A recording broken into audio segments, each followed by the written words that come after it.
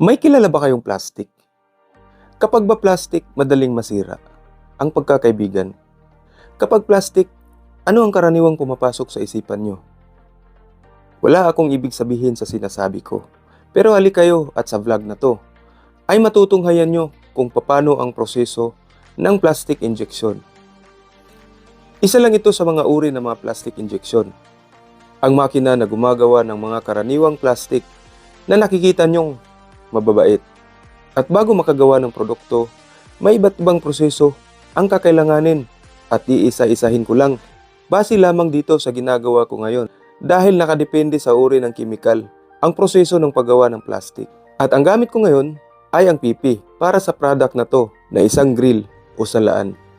Ipapakita ko sa inyo mula umpisa hanggang ikahon itong products na ginagawa ko ngayon.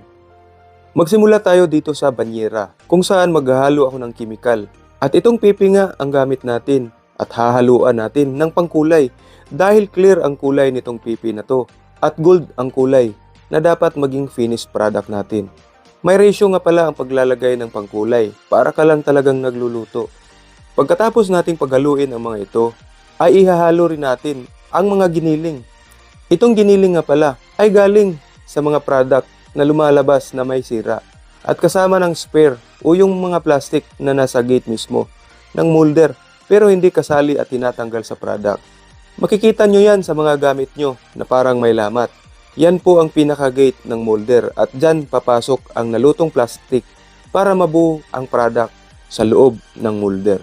Pagkatapos nating paghaluin ang mga to, ay isasalin na natin sa drum. At dahil mabilisan ang paggawa, kinakailangang puno lagi ang drum at may reserbang nakahalo na rin sa banyera dahil mayat maya ay hihigupin na yan nitong loader para umakyat yung chemical dyan sa hopper.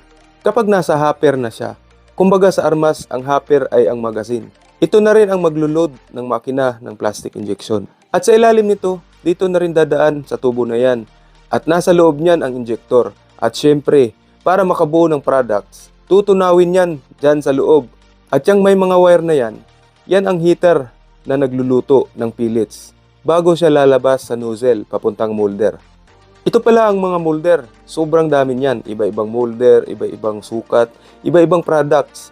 Yung mga yan, yung nakahilira, yung nasa taas at meron pa sa labas ng kumjang. At kapag nabuo na ng makina ang product sa molder, ay palalamigin niya rin yan sa loob. At kapag lumamig na, hindi na siya masaya. Kapag lumamig na, saka pa lang siya magbubukas at lalabas yung finished product na siyang i-check namin kung may sira o may kulang. At yung mga sobrang plastic sa gilid-gilid, ang tawag nila dito niyan ay paring, asawa ni Maring. Kung nagtataka kayo dahil mabilisan ang pagtatanggal ko nitong mga paring ay ganyan talaga yan. Dahil 29 seconds lang ang cycle time nito. Ibig sabihin sa isang minuto, 2 products ang lalabas. At 4 na makina pa ang hawak ko nung time na to. At huwag rin kayo mag-alala na baka mahiwa ang kamay ko ng mga cutter na to dahil ilang bisis na talaga akong nahiwa kaya nag-iingat na ako. Kapag natapos na ang pagtatanggal ng mga paring ay kakahon na rin to kaagad at ipapalitan na rin. Yun lang ang proseso nitong plastic injection base dito sa product sample na pinakita ko sa inyo. At kung may pagbabago man kapag ibang chemical at ibang products, kukunti lang din ang kaibahan sa proseso kaya halos parehas lang din. Yan lang para sa videong ito at magkikita-kita ulit tayo sa susunod pang mga video. At kapag nagustuhan ninyo ang videong ito, hindi ko na sasabihing i-like at i-share ang videong to. Bahala na kayo.